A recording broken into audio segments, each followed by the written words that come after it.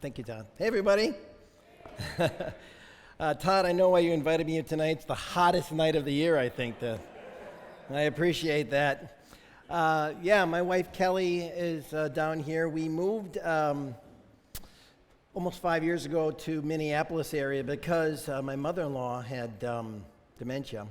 And so we sensed God moving, but about 12 years ago, God kind of laid it on our hearts to start something, and we started at Hidden River in Maltby, and by God's grace, it grew and moved here, and Todd has done such a wonderful job with the pastors that are here and the leadership, the elders, and we're just so grateful. It's actually the first time we've been back since you have moved into this place, and we're so grateful for that. Because I am not familiar with your format on Wednesday night, I'm going to kind of share a little bit personally what's going on, and then I'm going to go right into it, if that's okay with you, and see what we can do, because I know you have small groups, and you break up into small group and have questions and stuff. But this is our fourth church plant, and it's an opportunity that I just started in Chicago. I mix up. I started one in a little island in Dominica, and did one in Chicago, here in Snohomish, and then we just started one in Hudson, Wisconsin, which is right near Minneapolis. And Todd mentioned some plant, some water, and God gives the increase in so many words. So I'm grateful for this opportunity. I've been sharing with everybody a book that I just finished, and I'm going to encourage everybody to read it. It's Postmodern Pilgrim's Progress. And I'm just going to encourage you, if you want to write that title down, Postmodern Pilgrim's Progress. It's an easy read. But we're all moving to the King's Castle. We're getting closer and closer to seeing Jesus. And this will be a great book to encourage you. And I hope that you can pick that up and read that sometime. I think you'll enjoy it. It's also, I think, online. You can read that. So tonight, we're going to talk about the return of the King. Sounds like a good movie title. Hannah, are you going to put that up on the screen? Should we do that now? I'm going to go ahead and put that up. It's a lot of reading. So it's a long passage of Scripture. But the good news is it makes my teaching shorter. So I'm gonna read it. I've got it in front of me, and so I'm gonna go ahead and just follow along if you can. But just listen. If it's too small, it's a lot of words on a screen. I understand that, but I want to give you an idea what's going on. It was told Joab, "Behold, the king is weeping and mourning for Absalom." So the victory that day was turned from mourning for all the people, for the people heard that day the king is grieving for his son. The people stole into the city that day as people steal in who are ashamed when they flee in battle. The king covered his face, and the king cried with a loud voice, "Oh, my son, Absalom! Oh, Absalom, my son, my son!" Then Joab came into the house to the king and said, "You have today covered with shame the faces of all your servants who have this day saved your life and the lives of your sons and daughters and the lives of your wives and your concubines, because you love those who hate you and you hate those who love you. For you have made it clear today that commanders and servants are nothing for you. For today I know that if Absalom were alive and all of us were dead today, you would be pleased. Now, therefore, arise, go out and speak kindly to your servants, for I swear by the Lord, if you do not go out, not a man will stay with you this night. And this will be worse for you than all the evil that has come upon you from your youth until now." And the king arose and took his seat in the gate, and the people were all told, "Behold, the king is sitting at the gate." And all the people came before the king. Now Israel had fled, every man to his own home. And all the people were arguing throughout all the tribes of Israel, saying, "The king delivered us from the hand of our enemies and saved us from the hand of the Philistines. And now he has fled out of the land from Absalom. But Absalom, whom we anointed over us, is dead in battle. Now, therefore, why do you say nothing about bringing the king back?" And King David sent this message to Zadok and Abiathar, the priests, "Say to the elders of Judah, why should you be the last to bring the king back to his house, when the word of all Israel has come to the king?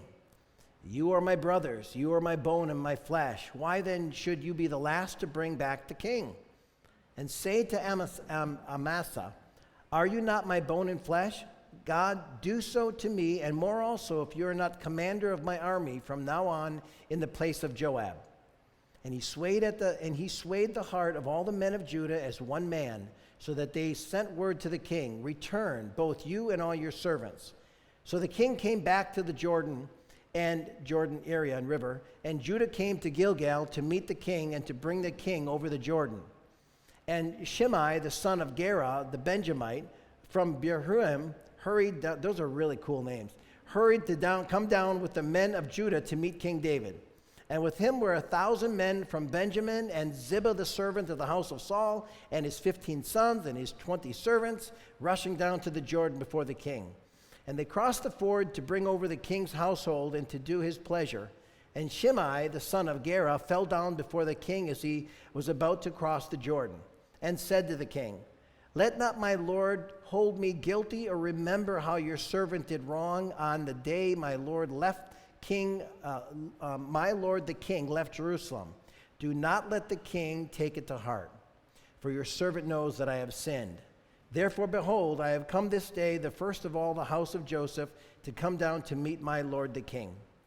Abishai, the son of Zeruiah, answered, shall not Shemaiah be put to death for this, because he cursed the Lord's anointed? But David said, what have I done to you? What have I to do with you, you sons of Zeruiah, that you should this day be an adversary to me? Shall anyone be put to death in Israel this day? For do I not know that I am this day king over Israel? And the king said to Shemaiah, you shall not die. And the king gave him his oath. Then Mephibosheth, yeah, that's a tough one. I practiced that too. The son of Saul came down to meet the king.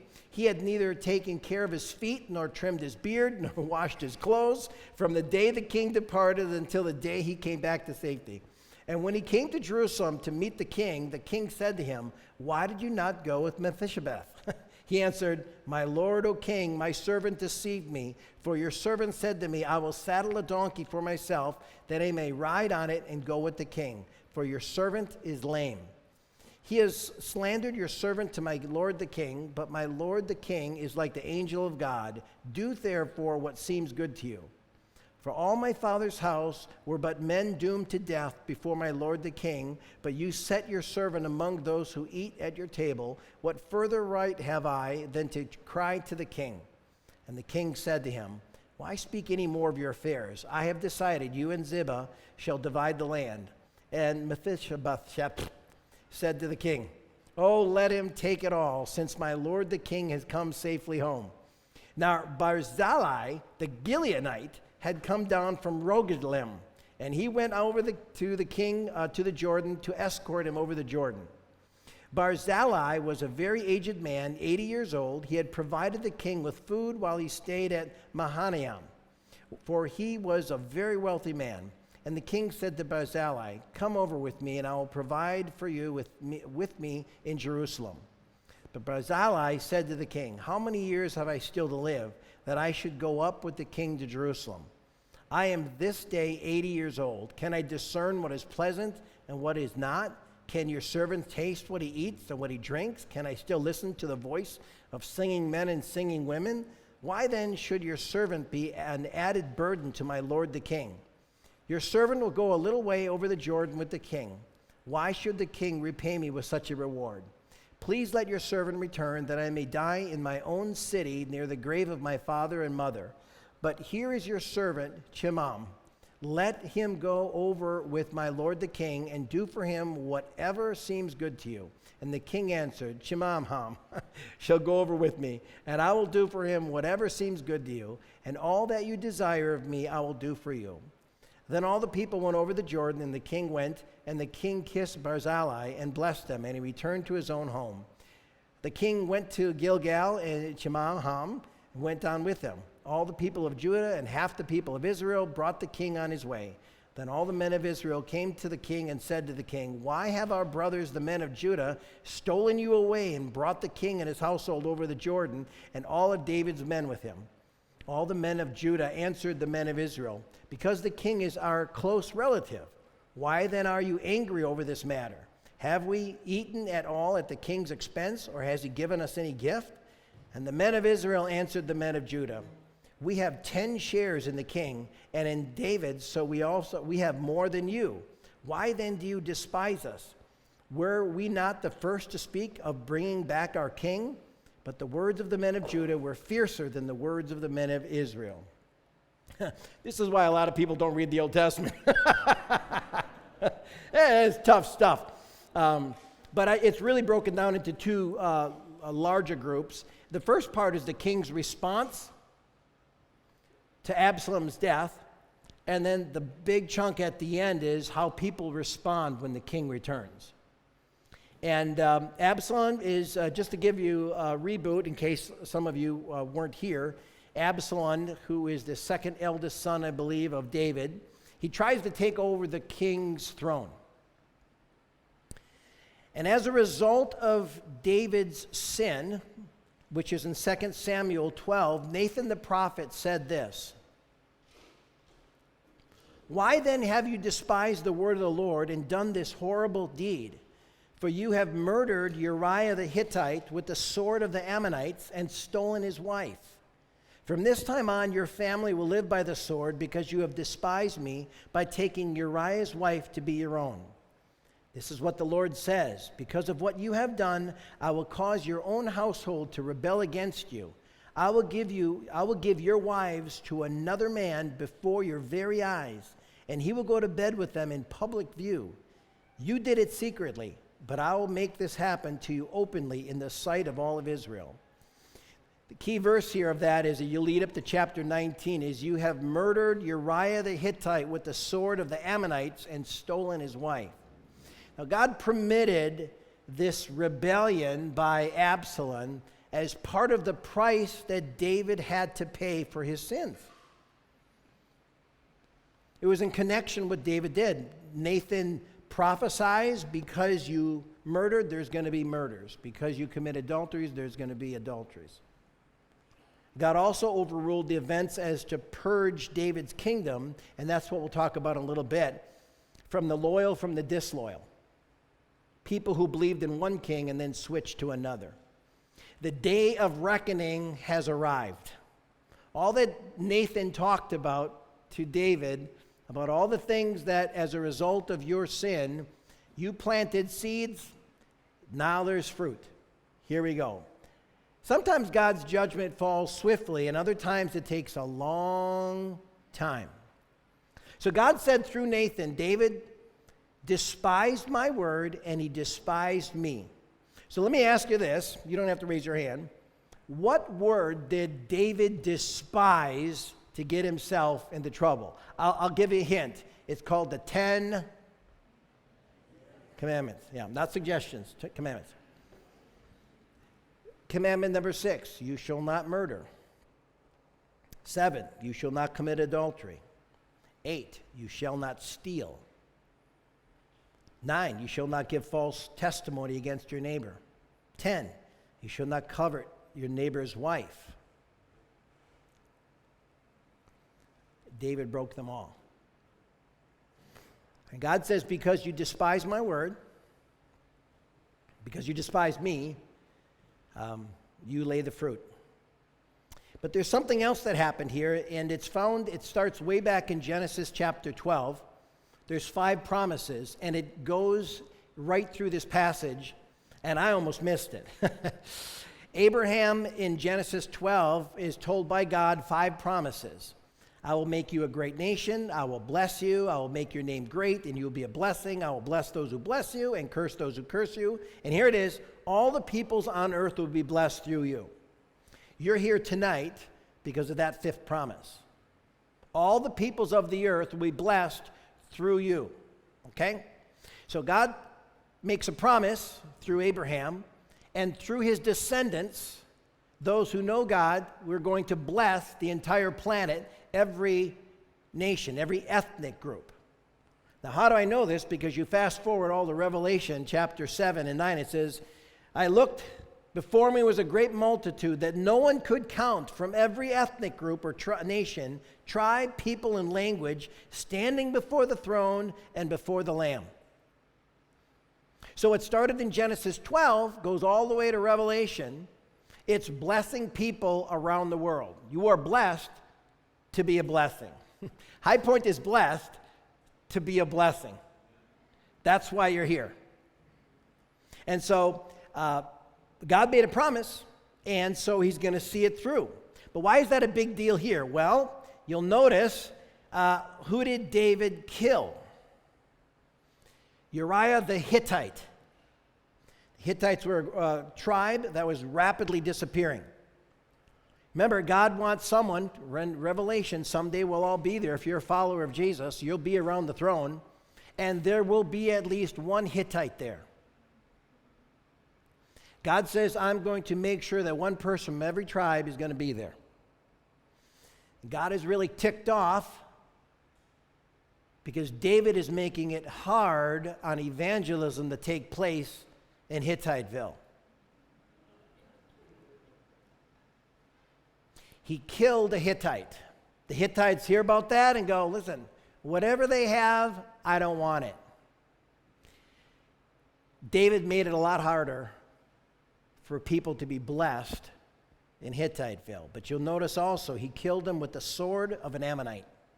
It's not a mistake. Ammonites are another large group of people who, there's too much to go in here detailed, but they are also a group of people, an ethnic group that God wanted to bless. So you had two groups of people that are pretty peeved that someone who claims to know God, someone who claims to be in charge of the people of God, is killing them off and committing adultery. Why would I want what you want? Is the question the Hittites and the Ammonites are asking at this point. So God says, listen, I want everybody to see that I love them. I love them. And how do I show people that I'm a God of justice to people who hurt you? David, I'm going to have you planted the seeds, they're going to bear fruit. And so in chapter 19 is when we start to see the fruit being born. It's not pretty. I'm so glad the Bible writes down stuff that isn't pretty because it tells us that they're human. Chapter 18 is right before David splits his army into 3 squads to pursue Absalom, who is trying to take over the throne. It's kind of a weird passage. 20,000 men die, but it says most of them died in the woods. You can look it up. Verse 7, there Israel's troops were routed by David's men, and the casualty that day were great, 20,000 men. The battle spread out over the whole countryside, and the forest swallowed up more men that day than the sword. What is it, quicksand? It's the weirdest passage. The forest is swallowing up people. It's like Lord of the Rings or something. Now, Absalom himself, in an frantic attempt, to escape from this army that was broken up into 3 parts to attack. He's running through the woods, or riding through the woods on a mule, and I won't go into. Absalom was apparently this incredibly handsome GQ dude. It says there was no flaw in him from the crown of his head to his toe. Todd can relate, okay?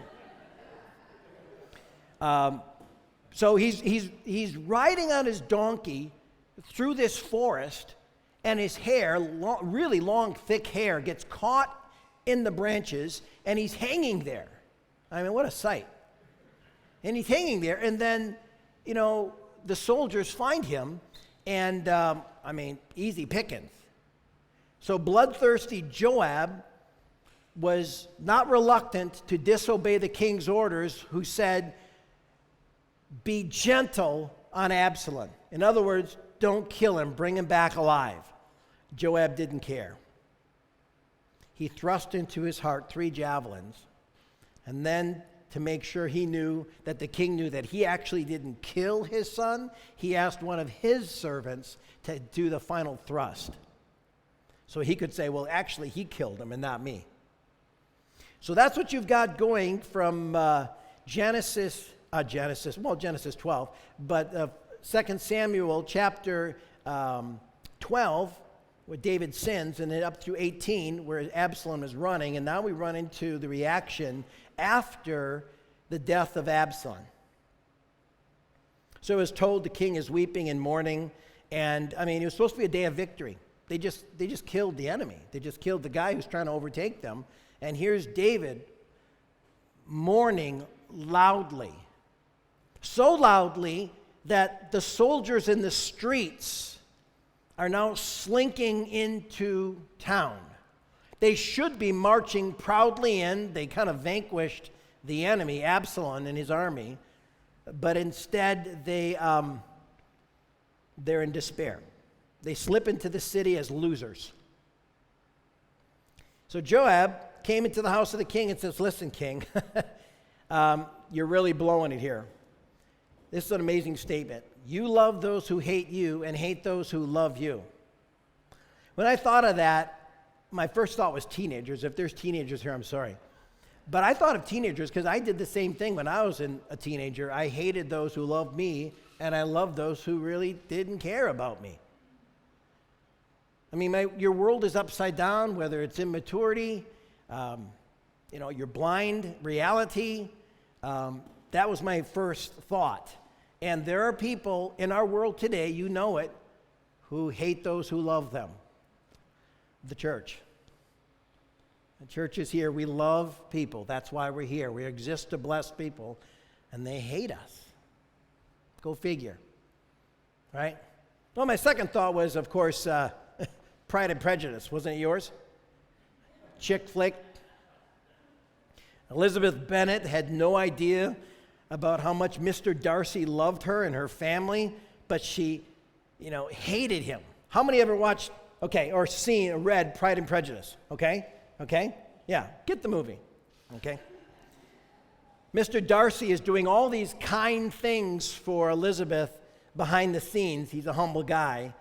She despises him because she thinks he hates the family until she finds out the truth. And that's what was happening with David. So David says, "You're making it real clear, king. You're on the wrong side. And if you don't turn things around quick, you're going to lose your whole army." So this has a lot to do with leadership too. Okay? Now, Israel had fled, every man to his own home. In other words, all of a sudden, things were cracking. The flip-flopping is beginning. Whose side are you on? In other words, King David is off the throne. He runs from Absalom. Absalom gets his army together, and this happened back in chapter 16, 17. He's getting his army together, and he pushes David off his throne. He's on the run. Here's a son pushing his dad off the throne, and he's going to take over.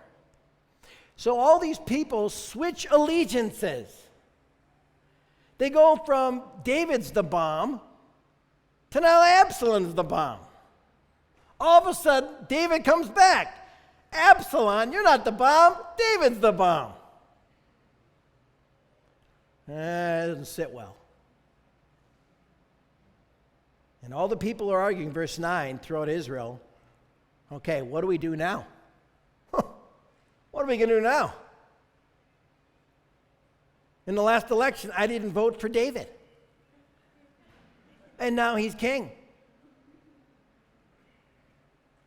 So, King David tries to start to make amends. Verse 11, he sends Zadok, their priests, to try and bring, asking, "Can I come back? I want to come back. Is it clear?" And then he starts to make amends as far as dealing with his brothers and sisters. Verse 12, "You are my brothers, you're my bone and my flesh. Why should you not let the king come back?" Amasa, who is the kind of the 5-star general under Absalom, is now told by David, "Are you not my bone and my flesh? God do so to me and more so if you are not commander of my army from now on in place of Joab." So David's doing his own jostling, getting rid of people. Now, The remnants of Absalom's army are in a real quandary. What do? You're following and fighting for a guy named Absalom. He's going to be your new king. And all of a sudden, he's killed. Where do you go? And that's a real question that I want to talk a little bit later. Whose side are you on? Do you sway quickly when things aren't going well? So here it is. We're going through this passage, and all of a sudden, David starts coming back, and he's dealing with all the people who at one time said, David, you're the man. And then David leaves, and then they said, oh, Absalom, you always were my king. I just said that about David. Now Absalom's dead. Now, seriously, that's what do we do? How do we handle this? So that's a big chunk of this passage, and he starts dealing with, all these people. How do you deal with these people? And so David sends these two priests, and they were successful. They start unifying everybody with one accord. It says one, as if they were in one mind. And they invited David back, and all of a sudden, people going, what are we going to do? And it starts with Shemaiah. I'm slaughtering these names. In Hebrew, I'm not sure what they are. Included in the delegation, verse 16, was Shemaiah. Now, you may not remember this if you did, because I wasn't here for other teachings, but Shemaiah was the guy, when David was passing by with his army, he was throwing rocks at David. He was picking up rocks, throwing rocks at David and his men, cursing them and hating on them, and everybody just said, lop the guy's head off, for crying out loud. And David said, nope, let him go, okay? Now he switches sides to Absalom, and now David's coming back, and this guy's in a real quandary. Okay, what does he do? And basically he said, Lord, don't hold me guilty, or remember how your servant did wrong. Like throw rocks? Yeah, like throw rocks. On the day my lord the king left Jerusalem, do not let the king take it to heart. For your servant knows that I have sinned. Therefore, behold, I have come this day, the first of all the house of Joseph, to come down to meet my lord the king. And so, obviously, he's the first one, Shemaiah is, to try and make amends.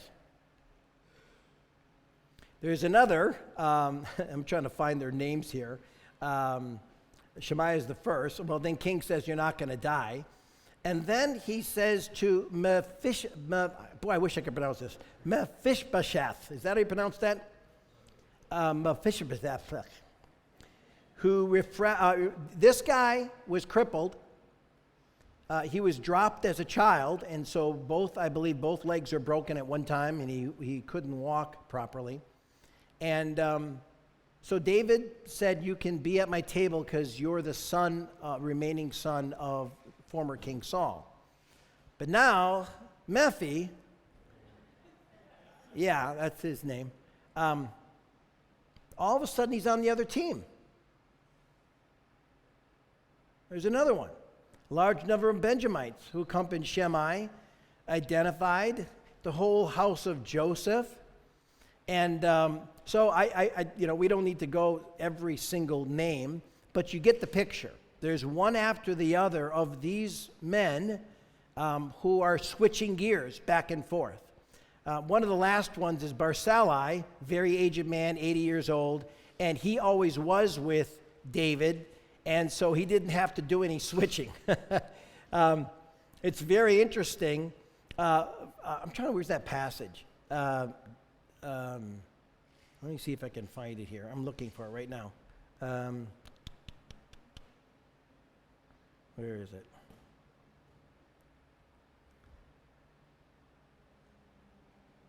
Isn't that weird? You're looking at it all day long and then you can't find it. Well, it's Mephibosheth, Mephi. He didn't cut his hair or toenails or clean clothes since the king left or whatever. I'm like, dude, clean it up. It sounds like someone who just retired. You know, a lot of guys who just retired. When they retire, they full beard, they don't clean themselves, like, I don't have to work anymore, and so they're just leaning back. That was my first thought. I know some guys who just retired. I'm sorry if that's you. Okay, so here's the entourage. They all come back, and we're at the point now, obviously, of trying to find out whose side are you on. So I'm going to slip into some, I'll do one more thing. The Judeans replied that Judah had 2 tribes, Israel had 10 tribes. And Judah was claiming that they're closer because David comes out of one of their tribes, but Israel was saying, yeah, but we got 10 tribes, so we've got a bigger portion of David. And so they're fighting, and finally at the very end, basically says, listen, we're the ones who asked for the king to come back. Isn't it amazing when the king comes back, everybody says, King, we were asking for you. When Absalom was on the throne and wanted to take over, we are saying, we want King David back.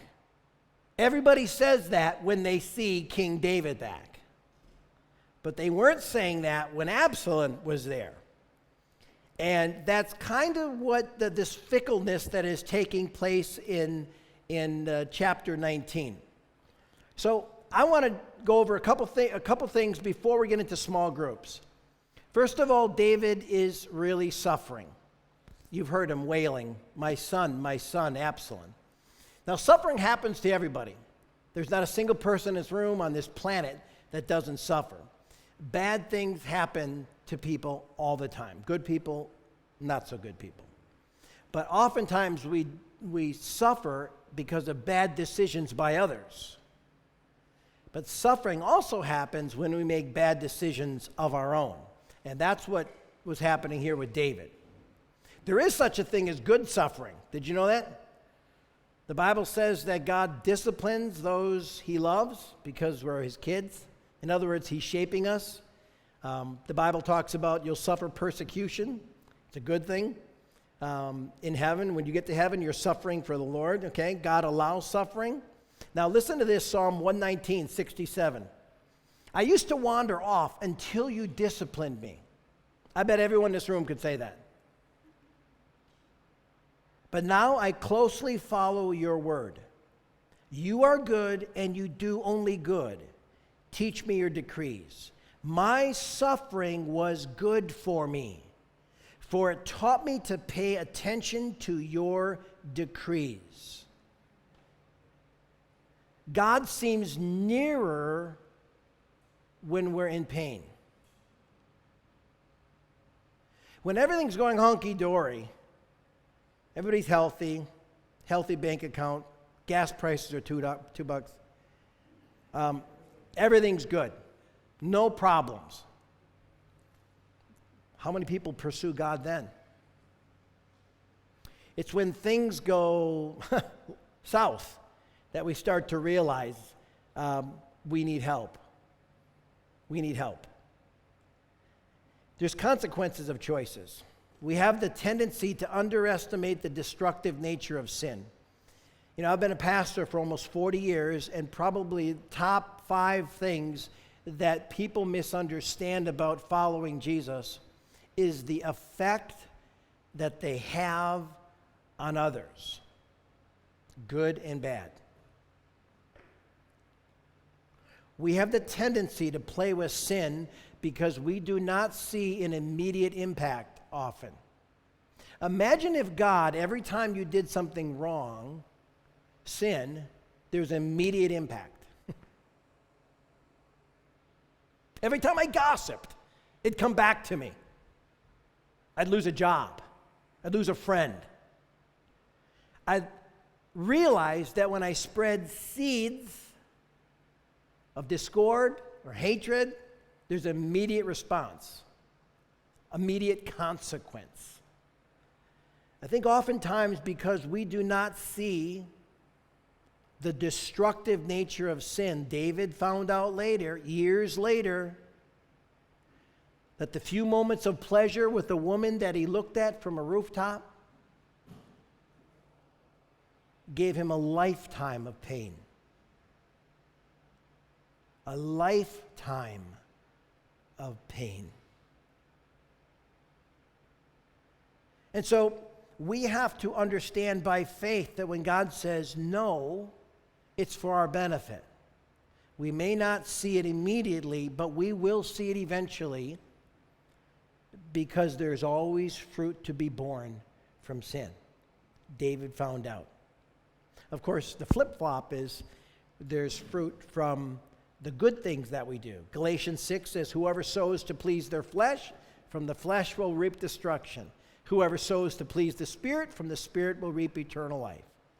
So that's one element that I think it's important from this passage to learn. That I think in America today, we play with sin because we think we can get away with it. And if there's anything that the Church of Jesus Christ needs to know, needs to remember, needs to live, because remember, we are to be a blessing to everyone. And they're looking for us to be different, not perfect, different. They don't expect us to be perfect. But they are expecting us to follow the King, to obey the King. There's another element that I picked up on this passage, is it's about parenthood. Fatherhood. David was a father. Unfortunately, he fell short as a father. It's one thing that David was king. He was a great harpist. He was a great soldier. He was a great poet.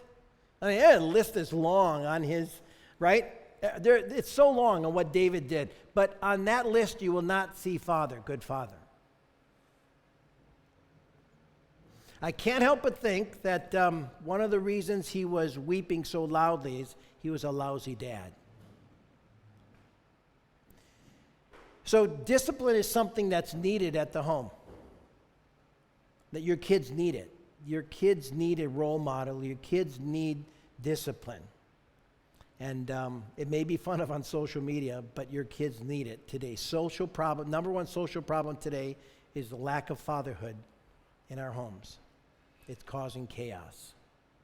So those are a few things that I read this passage that I thought it might be interesting for us to highlight. But I want to have us to go into, it's about time to go into small group. And I think there are questions. There they are. Thank you, Anna. I have 4 questions. Choose any 2 or 3 of them that you want. How does it normally work? Do you stay at your tables and just answer or discuss the questions there? Why don't one of you, I did 4 different ones, but they're tough questions based on this passage. So why don't you take, if that's how you normally do it, take those and then, am I done for the night? Okay. Before I say goodbye, I want to say thank you. I am so proud of you. I can't tell you what it means to be 2,500 miles away and hear such good reports about High Point Church in Snohomish. I'm so proud of Todd. I'm so proud of the elders. I'm so proud of the staff. You guys are hitting home runs, and you're blessing people. You're blessing people. Thanks for the chance to come back. I love you all on behalf of Kelly and I. And you pray for us as we planted our church 1 week before COVID started. And ready, set, stop. And then we had to pull back and start off. And by God's grace, we're hope to do another church just like this one there. Okay? So I appreciate your prayers. God bless. Bye-bye.